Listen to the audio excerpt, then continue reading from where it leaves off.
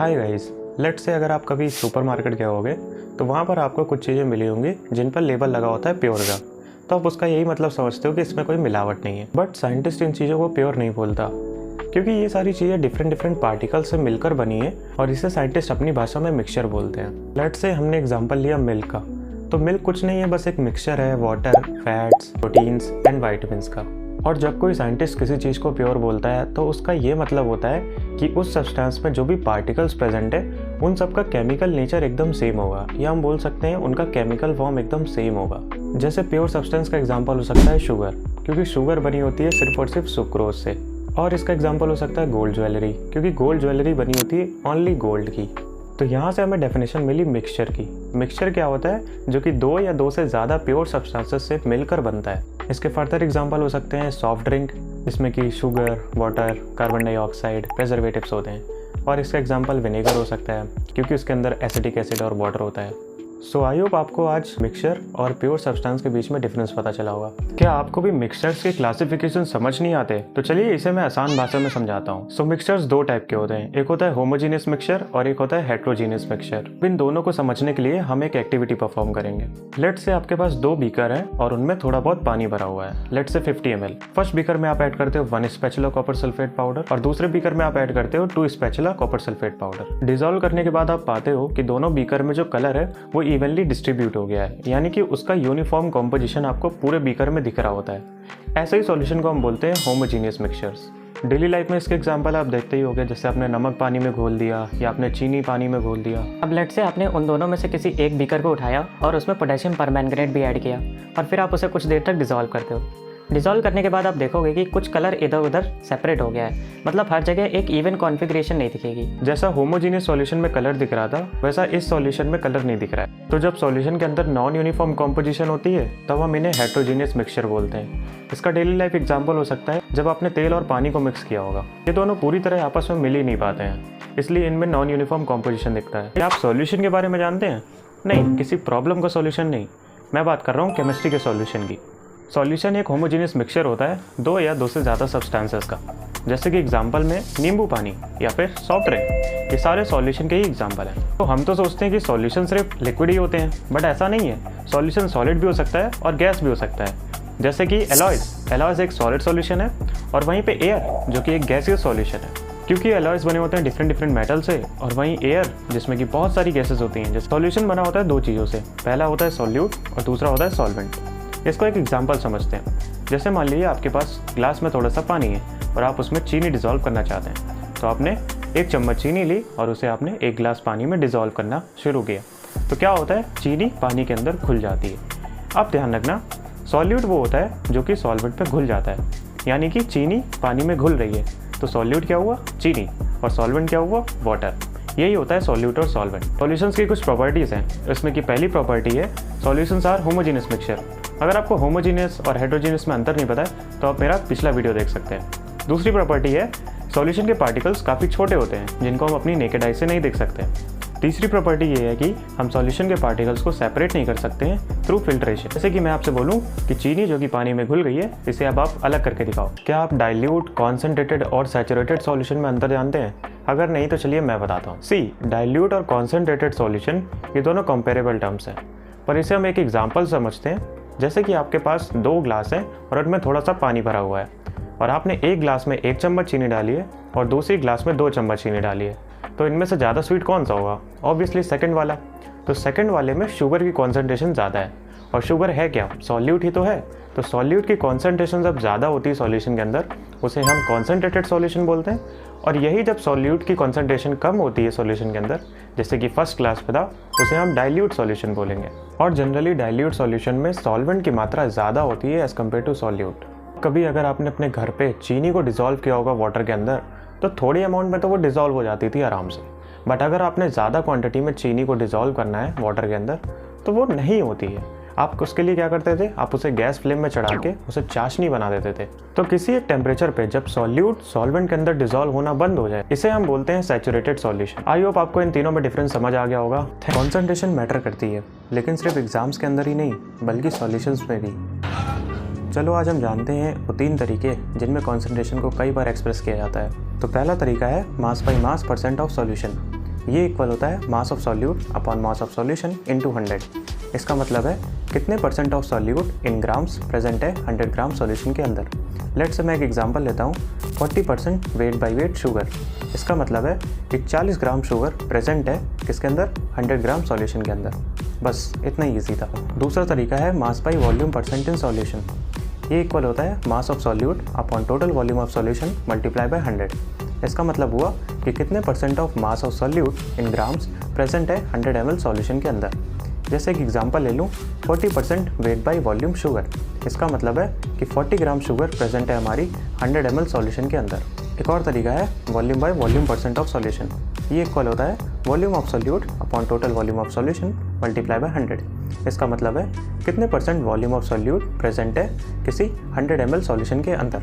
जैसे एक एग्जांपल लेना चाहूँ, 40% वॉल्यूम बाय वॉल्यूम शुगर, यानी कि 40 ml शुगर प्रेजेंट है हमारी 100 ml सॉल्यूशन के अंदर। सो अब आप मुझे कमेंट करके बताइए कि ये कॉन्सेंट्रेशन टर्म आपने किन किन प्रोडक्ट्स में देखे। आपने बचपन में एक एक्सपेरिमेंट किया होगा कि जब आप चीनी को पानी में डालते हो तो वो डिज़ोल्व हो जाती है, और यही आप मिट्टी को पानी में डालते हो तो वो डिज़ोल्व नहीं होती है। इन दोनों में बहुत बड़ा अंतर है। केमिस्ट्री की भाषा में एक को हम सॉल्यूशन कहते हैं और एक को सस्पेंशन कहते हैं। तो चलो आज हम जानते हैं सस्पेंशन क्या होता है। तो सस्पेंशन के अंदर सॉल्यूट पार्टिकल्स सॉल्वेंट के अंदर डिज़ोल्व नहीं होते हैं, बल्कि सॉल्यूट पार्टिकल्स सॉल्वेंट के ऊपर सस्पेंडेड रहते हैं। मतलब कि जो सॉल्यूट के पार्टिकल्स हैं वो सॉल्वेंट में हर जगह बिखरे हुए होते हैं। चलो अब बात करते हैं सस्पेंशन की कुछ प्रॉपर्टीज़ के ऊपर। सस्पेंशन एक हेट्रोजीनियस मिक्सचर होता है। दूसरी प्रॉपर्टी है, सस्पेंशन में जो सॉल्यूट के पार्टिकल्स होते हैं उन्हें हम अपनी नेकेड आई से देख सकते हैं, क्योंकि पार्टिकल साइज़ काफ़ी बड़ा होता है। तो पार्टिकल के साइज़ बड़े होने की वजह से ये लाइट को स्कैटर करते हैं जब भी लाइट हम उनसे पास कराते हैं। और इसी फिनोमिना को किसी एक साइंटिस्ट ने नोटिस किया था जिसका नाम है जॉन टिंडल, और उसने इसको नाम दिया टिंडल इफेक्ट। वाटर के अंदर आपको स्कैटरिंग ऑफ लाइट देखने को नहीं मिलेगा, क्योंकि उसमें पार्टिकल्स का साइज़ काफ़ी छोटा होता है। तो आई होप आपको सस्पेंशन के बारे में काफ़ी कुछ समझ आया होगा। ना सेटल होते हैं ना मिक्स होते हैं, छोटे इतने कि माइक्रोस्कोप में भी नहीं दिखते हैं। चलिए बात करते हैं कोलाइड्स के बारे में। आपने सोचा होगा कि मिल्क एक सॉल्यूशन है। नहीं, मिल्क एक कोलाइडल सॉल्यूशन है। मिल्क में छोटे छोटे पार्टिकल्स होते हैं जिनको हम फैट ग्लोब्यूल्स बोलते हैं। वो मिल्क के अंदर कभी डिज़ोल्व होते ही नहीं है, इसलिए मिल्क एक हेट्रोजीनियस मिक्सचर है और वहीं पर प्योर वाटर होमोजीनियस मिक्सचर है। इसीलिए जब आप मिल्क के सॉल्यूशन से लाइट पास कराते हो तो क्या होता है, लाइट स्कैटर होने लगती है, और वही आप प्योर वाटर से लाइट पास कराते हो तो लाइट में स्कैटरिंग नहीं होती है। इसी फिनोमिना को हम टिंडल इफेक्ट बोलते हैं। आपने महसूस किया होगा जब आपके रूम पे किसी एक कोने से रोशनी आ रही है तो वो रोशनी थोड़ी स्कैटर हो जाती है, क्योंकि एयर में प्रेजेंट डस्ट और स्मोक उस लाइट को स्कैटर कर देते हैं। अब बात करते हैं कोलाइड सॉल्यूशन की प्रॉपर्टीज़ की।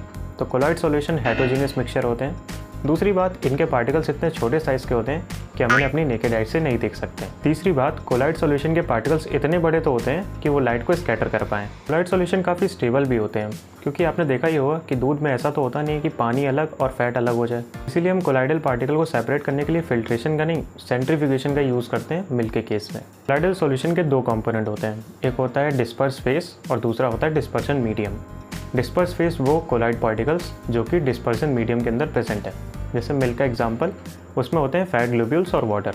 तो फैट ग्लोब्यूल्स हो गया हमारे डिस्पर्स फेस और डिस्पर्सन मीडियम हो गया हमारा वाटर, जिसके अंदर फैट ग्लोब्यूल प्रेजेंट है। क्या आपको पता है एक कैंडल के अंदर साइंस के दो फिनोमिना छुपे हुए हैं? चलो मैं बताता हूँ। मैं बात कर रहा हूँ फिजिकल और केमिकल चेंजेस की। सो फिजिकल चेंजेस ऐसे चेंजेस होते हैं जिन्हें हम अपनी आंखों से देख सकते हैं। अब जैसे मैंने कैंडल का एग्जांपल लिया, तो जब आप कैंडल को बर्न करते हो तो क्या होता है, वो सॉलिड से लिक्विड में कन्वर्ट होने लगती है, यानी कि वो जो वैक्स होता है वो पिघलने लगता है। अब ऐसे फिनोमिना को हम कहते हैं फिजिकल चेंज। और वहीं दूसरी तरफ एक और फिनोमिना हो रहा है जिसको हम बोलते हैं केमिकल चेंज। जब आपने कैंडल को मैच स्टिक की मदद से जलाया तो आप देखते हो कि कैंडल के ऊपर एक ब्राइट येलो कलर की फ्लेम दिख रही है। वो फ्लेम क्यों दिख रही है? वो फ्लेम दिख रही है क्योंकि इस समय वैक्स जो है वो ऑक्सीजन के साथ रिएक्ट करके कार्बन डाइऑक्साइड और वाटर बना रहा था। इसके साथ ही साथ हीट और लाइट भी प्रोड्यूस हो रही थी, जिसकी वजह से हमें वो फ्लेम देखने को मिल रही थी। इस रिएक्शन को हम डिकम्पोजिशन रिएक्शन भी बोलते हैं। अब आपको अपने आसपास फिजिकल और केमिकल चेंजेस से रिलेटेड बहुत सारे एग्जांपल मिल जाएंगे, जैसे कि वाटर का डिफरेंट स्टेट्स में चेंज होना, ये फिजिकल चेंज में आ जाएगा। और वही केमिकल चेंज के अंदर रस्टिंग ऑफ आयरन या वुड का जलना, ये सब हमारे केमिकल चेंजेस हैं। क्या आपको पता है एलिमेंट्स क्या होते हैं? सो एलिमेंट नाम का शब्द सबसे पहले रॉबर्ट बॉयल ने 1661 में यूज़ किया था। उसके बाद एंटोनी लॉरेंट लेवॉइजर ने इसकी डेफिनेशन दी, जो कि बोलते हैं एलिमेंट्स ऐसे बेसिक फॉर्म ऑफ मैटर होते हैं जिन्हें हम सिंपलर सब्सटेंसेस में कन्वर्ट नहीं कर सकते बाई केमिकल रिएक्शन। आसान भाषा में एलिमेंट्स ऐसे सब्सटेंस होते हैं जिन्हें हम फर्दर सिंपलर सब्सटेंस में नहीं तोड़ सकते थ्रू केमिकल रिएक्शंस। अब एलिमेंट्स फर्दर 3 कैटेगरीज में डिवाइडेड है। पहला है मेटल, दूसरा है नॉन मेटल और तीसरा है मेटलॉइड्स। चलो अब इन पर बात करते हैं। सो मेटल ऐसे सब्सटेंसेस होते हैं जो कि थोड़े शाइनी होते हैं और मोस्ट ऑफ द मेटल्स या तो सिल्वरी ग्रे और गोल्डन येलो कलर के दिखते हैं। और मेटल्स जो होते हैं वो हीट और इलेक्ट्रिसिटी के गुड कंडक्टर्स होते हैं। अब 3 मेन प्रॉपर्टी की बात करते हैं। पहला है डक्टिलिटी, मतलब हम इन्हें वायर्स में कन्वर्ट कर सकते हैं। दूसरा है मेलिएबिलिटी, मतलब हम इन्हें लंबी शीट्स में कन्वर्ट कर सकते हैं। और लास्ट है सोनोरस, मतलब जब हम इन्हें हिट करते हैं तो ये साउंड कॉज करते हैं। गोल्ड, सिल्वर, कॉपर, आयरन, ये सब इनके एग्जांपल्स हैं। छोटा सा पॉइंट, मरकरी एक ऐसा मेटल है जो कि रूम टेम्परेचर पर लिक्विड फॉर्म में एग्जिस्ट करता है। अब बात करें अगर नॉन मेटल्स की, तो नॉन मेटल ऐसे सब्सटेंस होते हैं जिनके कई सारे डिफरेंट कलर देखने को मिलते हैं। साथ ही साथ ये एक बैड कंडक्टर ऑफ हीट और इलेक्ट्रिसिटी होते हैं। और तो और ये मेटल्स जैसे शाइनी, मेलिएबल और सोनोरस भी नहीं होते हैं। और हाइड्रोजन, ऑक्सीजन, ब्रोमीन, आयोडीन, ये सब नॉन मेटल के एग्जाम्पल हैं। Talking about last category which is metalloids. So metalloids ऐसे एलिमेंट्स होते हैं जो कि थोड़े बहुत मेटल होते हैं और थोड़ी बहुत नॉन मेटल होते हैं, मतलब इनके अंदर पार्शियल मेटेलिक कैरेक्टर भी होता है और नॉन मेटेलिक कैरेक्टर भी होता है। और बोरॉन, सिलिकॉन, जर्मेनियम ये मेटलॉइड्स के बहुत ही कॉमन एग्जाम्पल है। आपको पता है कंपाउंड्स क्या होते हैं? अगर नहीं तो चलिए मैं बताता हूँ। सो कंपाउंड्स ऐसे सब्सटेंस होते हैं जब फिक्स्ड रेशियो में 2 या 2 से ज़्यादा डिफरेंट एलिमेंट्स आपस में केमिकली बॉन्डिंग के थ्रू ज्वाइन होते हैं और नया सब्सटेंस क्रिएट करते हैं। आसान भाषा में जब भी कोई 2 या 2 से ज़्यादा डिफरेंट एलिमेंट्स केमिकल बॉन्डिंग के थ्रू कोई सब्सटेंस बनाते हैं, उन्हें हम कंपाउंड बोलते हैं। सो कंपाउंड्स के ऐसे तो बहुत सारे एग्जाम्पल हैं। सबसे सिंपल एग्जाम्पल है वाटर का, क्योंकि वाटर के अंदर फिक्स्ड रेशियो में हाइड्रोजन और ऑक्सीजन के एटम ज्वाइन होते हैं जिससे कि वाटर फॉर्म होता है। सो वाटर में 2 हाइड्रोजन के एटम और 1 ऑक्सीजन का एटम होता है, जिनके मिलने से वाटर का मॉलिक्यूल फॉर्म होता है। ऐसे ही आपने अगर कार्बन डाइऑक्साइड बनाना है तो 1 कार्बन का एटम 2 ऑक्सीजन के एटम से मिलकर केमिकल बॉन्डिंग के थ्रू कार्बन डाइऑक्साइड बनाता है। एक छोटी सी बात ध्यान रखना कि कोई भी कंपाउंड जब फॉर्म होता है तो वो एलिमेंट्स के फिक्स्ड रेशियो की वजह से ही फॉर्म होता है, मतलब 2 हाइड्रोजन और 1 ऑक्सीजन से मिलकर ही वाटर बनेगा। तो मैं ऐसा नहीं कह सकता कि अगर मैंने 2 हाइड्रोजन के एटम और 2 ऑक्सीजन के एटम को कंबाइन किया तो वाटर बनेगा। नहीं, अब एक डिफरेंट कंपाउंड बनेगा जिसे हम हाइड्रोजन पेरोक्साइड बोलते हैं, यानी कि H2O2। एक और एग्जांपल, सोडियम एक हाईली रिएक्टिव मेटल होता है और वहीं क्लोरीन एक हाईली टॉक्सिक गैस होती है। ये दोनों केमिकल बॉन्डिंग के थ्रू जब आपस में जुड़ते हैं तो ये सोडियम क्लोराइड बनाते हैं। ये वही केमिकल कंपाउंड है जो अपनी डेली डाइट में हम नमक के तौर पे यूज़ करते हैं। क्या आप मिक्सचर और कंपाउंड में अंतर जानते हैं? अगर नहीं तो चलिए मैं बताता हूँ। मिक्सचर्स बनते हैं एलिमेंट्स और कंपाउंड्स के जस्ट मिक्सिंग से, और वहीं पर कंपाउंड्स बनते हैं एलिमेंट्स के रिएक्ट करने की वजह से, मतलब उनके बीच में केमिकल बॉन्डिंग होती है तब कंपाउंड्स बनते हैं। जैसे मिक्सर का एग्जांपल हुआ सॉल्ट वाटर, क्योंकि वाटर के अंदर हमने सॉल्ट को जस्ट डिसॉल्व किया है। और वहीं कंपाउंड्स का एग्जांपल होगा H2O, यानी कि वाटर, क्योंकि वाटर बना है हाइड्रोजन और ऑक्सीजन के केमिकल रिएक्शन की वजह से। नेक्स्ट पॉइंट है mixture has variable composition. Obvious है, अगर मैंने वाटर के अंदर 1 चम्मच से ज़्यादा सॉल्ट डाल दिया है, 2 चम्मच डाल दिए, तब भी कहलाएगा तो वो सॉल्ट वाटर ही। और वहीं कंपाउंड्स में मैंने अगर वाटर मॉलिक्यूल था, अब उसके अंदर मैंने एक और ऑक्सीजन आइटम ऐड कर दिया तो वो क्या हो गया H2O2, which will be called as peroxide. मतलब कंपाउंड्स में वेरिएबल कॉम्पोजिशन होने पे नेम चेंज हो जाता है। सो किसी भी मिक्सचर के अंदर जो सब्सटेंसेस की प्रॉपर्टी होती है वो चेंज नहीं होती है, मतलब वो दोनों मिक्स होने के पहले जैसी प्रॉपर्टी दिखाते थे वैसे ही अभी भी दिखाएंगे मिक्सचर के अंदर। वहीं कंपाउंड्स के अंदर ऐसा नहीं है। जब 2 एलिमेंट्स रिएक्ट करके कोई कंपाउंड बनाते हैं तब कंपाउंड की एक अलग ही प्रॉपर्टी शो होती है। चलो एक एग्जांपल समझाता हूँ। जैसे आपके पास आयरन फिलिंग्स और सल्फर पाउडर है। सल्फर पाउडर येलो कलर का होता है और आयरन फिलिंग्स मैग्नेट से अट्रैक्ट होती हैं। अब मैंने इन दोनों का मिक्सचर बनाया और फिर मैंने मैग्नेट को पास ले गया तो क्या होगा, आयरन फिलिंग्स दोबारा इससे अट्रैक्ट हो जाएंगी मैग्नेट से, जिससे कि सल्फर पाउडर और आयरन फिलिंग्स अलग अलग हो जाएंगी। वहीं कंपाउंड्स के अंदर मैंने आयरन फिलिंग्स और सल्फर पाउडर को एक साथ हीट कर दिया, मतलब मिक्सचर बना के हीट कर दिया, तो आयरन सल्फाइड बनेगा। अभी आयरन सल्फाइड ब्लैक कलर का होता है जो कि नॉन मैग्नेटिक होता है। इसकी वजह से क्या होगा, अब ये कोई भी मैग्नेटिक प्रॉपर्टी नहीं दिखाएगा और ये एक अलग ही कंपाउंड बन गया है। लास्ट पॉइंट, मिक्सचर्स को सेपरेट करने के लिए हमें फिजिकल मेथड की जरूरत पड़ती है। जैसे सॉल्ट वाटर था तो हम वाटर को बस इवेपोरेट कर दें तो हमें वापस से सॉल्ट कॉन्सेंट्रेटेड फॉर्म में मिल जाएगा। और कंपाउंड्स को अलग करने के लिए हमें केमिकल रिएक्शन और इलेक्ट्रोकेमिकल रिएक्शन का सहारा लेना पड़ता है, क्योंकि इनके अंदर बॉन्ड्स काफ़ी ज़्यादा स्ट्रॉन्ग होते हैं। आई होप आपको ये कॉन्सेप्ट समझ आया होगा। क्या आप मैटर के क्लासिफिकेशन के बारे में जानते हैं? अगर नहीं तो चलिए मैं बताता हूँ। वेल, मैटर तो 3 टाइप के होते हैं। पहला है सॉलिड, दूसरा है लिक्विड एंड गैस।